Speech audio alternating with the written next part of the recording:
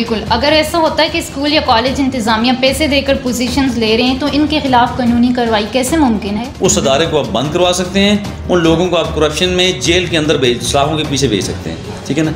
तो इसमें कोई दूसरी राय नहीं है। हाँ, करप्शन साबित हो तो सही ना, पता तो चल रहा है अगर है तो आप जरूर उसको सजा दें। कि जो लोग मौजूदा रिजल्ट पर तनकीद कर रहे हैं, क्या वो ठीक कर रहे हैं? वो लोग तनकीद कर रहे हैं जिनके बच्चे खुदा न खास्ता नाकाम हो चुके हैं या जिनके बच्चे बहुत कम नंबर ले चुके हैं, तो वो लोग तनकीद पे आ गए। तो जब ये फार्मूला बनाया गया तो उसमें ये तय हुआ कि 4 जो इलेक्टिव सब्जेक्ट्स हैं, जो इख्तियारी सब्जेक्ट्स हैं, उन्हीं के पेपर दिए जाएंगे और उन्हीं 4 पेपर में जितने नंबर बच्चे लेंगे तो उन्हीं नंबर्स को देखते हुए सेम नंबर पिछली क्लास में लगाए जाएंगे। मर्दान की एक लड़की ने 1100 में से 1100 नंबर लिए हैं, क्या ये मुमकिन है? मुमकिन है, क्यों नहीं मुमकिन है, इसमें तो कोई अजीब बात नहीं है। तो इसमें गवर्नमेंट को ब्लेम करना, अदारों को ब्लेम करना, बोर्ड को ब्लेम करना या टीचर्स को ब्लेम करना या प्राइवेट स्कूलों को ब्लेम करना, ये सारा कतई गलत है। मैं अस्सलाम वालेकुम नाज़रीन, program human rights with Idrees Awan advocate के साथ मैं हूं आपकी होस्ट सानिया ज़मान। नाज़रीन, जैसे ही मैट्रिक और इंटर का रिज़ल्ट आया तो सोशल मीडिया पर तनकीद शुरू हो गई।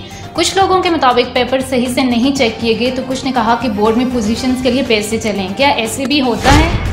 इस टॉपिक पर बात करने के लिए मेरे साथ प्रोग्राम में मौजूद हैं sir Idrees Awan. Sir, program में आपको खुशामदीद कहते हैं। थैंक यू जी, वेलकम। आपका बहुत बहुत शुक्रिया कि आपने अपना कीमती वक्त हमें दिया।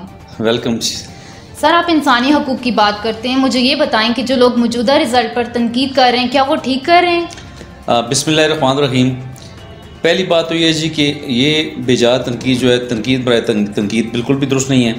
उसकी वजह यह है कि बाकायदा एक फार्मूला तय हुआ, उसमें तमाम थिंक टैंक्स मौजूद थे, महकमा एजुकेशन की तरफ से भी और बोर्ड्स की तरफ से भी, और बाकायदा गवर्नमेंट ने इन चीज़ों को देखते हुए कि बच्चों के 2 साल तकरीबन ज़ाया हो चुके हैं, बच्चे साल भर में तकरीबन 1 महीना भी वो स्कूल नहीं गए, तो ऑनलाइन स्टडी, लेक्चर ऑनलाइन, सारा कुछ बच्चे सुन रहे थे, कुछ नहीं सुन रहे थे, तो ज़्यादा बच्चे तबाह बर्बाद हो गए, बच्चों की तालीम बिल्कुल डाउन हो गई।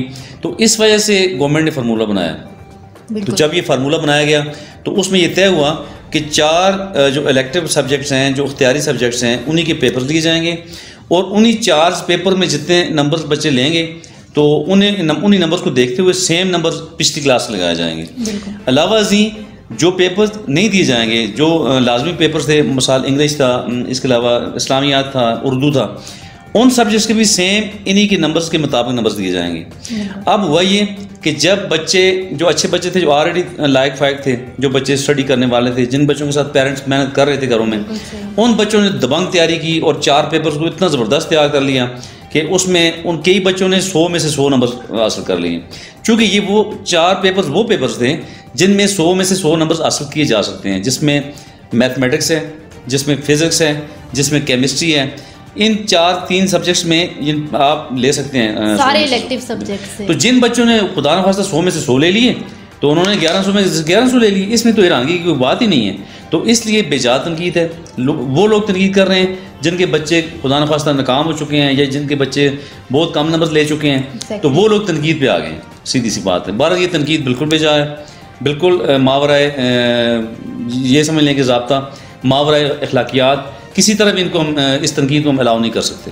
सर, मर्दान की एक लड़की ने 1100 में से 1100 नंबर लिए हैं, क्या ये मुमकिन है?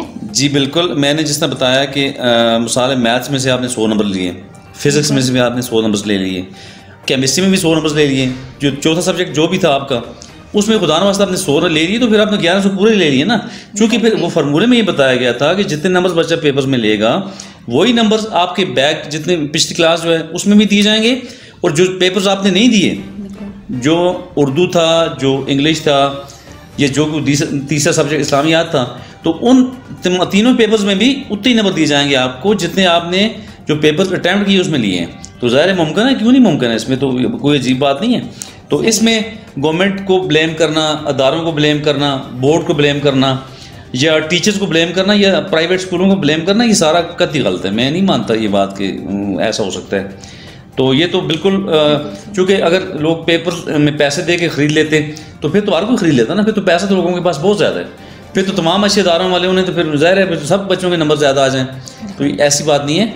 ये वो बच्चे हैं, ये वो डिस्टिंक्शन लेने वाले बच्चे हैं जो बच्चे आम लाइफ में भी बहुत अच्छी तरीके से पढ़ रहे थे, जो बोर्ड्स में पोजीशन ले रहे थे, उन बच्चों ने जब टाइम अपना बिल्कुल मिनिमाइज़ करके, बिल्कुल फोकस करके जब 4 पेपर्स को तैयार किया तो उनमें सारे नंबर ले लिए। तो उसी फार्मूले के तहत फिर नीचे गवर्नमेंट या हमारा अदारा जिन्होंने ये फार्मूला तय किया था, तो वो तो मजबूर थे ना, बाउंड थे कि वो बच्चे को जितने नंबर बच्चे ने पेपर में लिए हैं उतनी बैक वाले पेपर में या दूसरे पेपर्स में दे।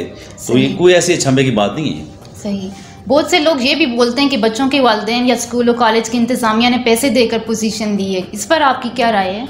देखें, पैसे वाली बात जो है ना जी, ये मैं समझता हूँ जी, ये वैसे इल्ज़ाम है। ये वो लोग लगा रहे हैं कि जिनके बच्चे नाकाम हो चुके हैं, जिनके बच्चों ने कम नंबर्स लिए हैं, या फिर खुदा न खास्ता जिन स्कूलों के साथ वालिदैन का जो फ़ीस पे झगड़ा था, जो फ़ी ज़्यादा चूँकि बढ़ चुकी थी।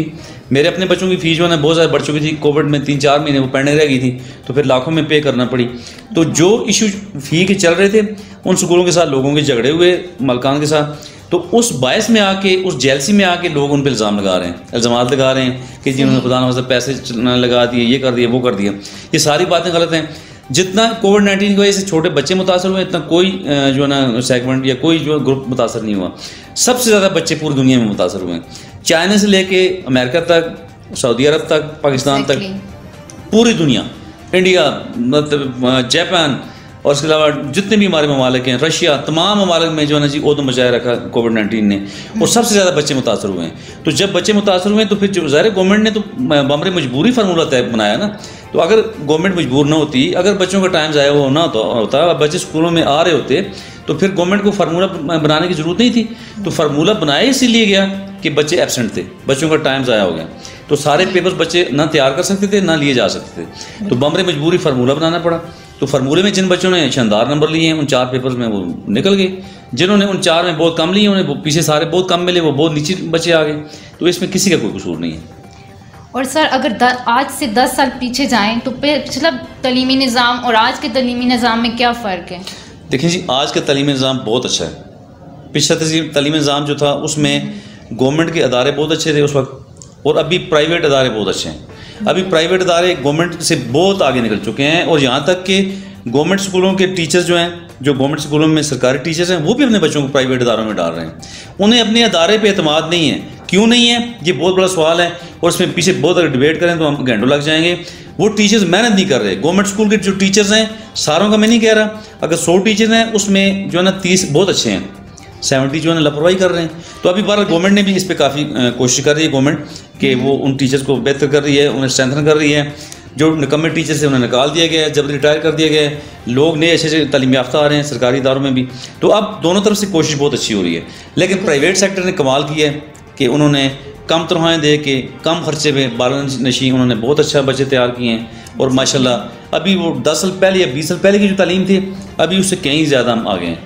अगर हम इसी सफ़र को इसी अच्छी तरह तय करते रहें तो हम इंशाल्लाह जो है ना आसमां को छू सकते हैं इंशाल्लाह। सर, कोरोना ने बच्चों की तालीम को मुतासिर किया है। क्या सारे बच्चों की तालीम पर फ़र्क पड़ा है या सिर्फ बैकवर्ड एरियाज़ के बच्चों पर? देखें, ये वो बुंचाल था, ये वो मुसीबत थी, ये वो नज़ला था जो पूरी दुनिया पे गिरा है। इससे कोई नहीं बच पाया। ये चाइना से स्टार्ट हुआ है तो पूरी दुनिया को इसने लपेट में लिया है, और तमाम दुनिया में स्कूल्स बंद रहे हैं, और सबसे ज़्यादा बच्चे मुतासर हुए हैं तमाम ग्रुप्स में। इसमें चाहे देहात हो चाहे शहर हो।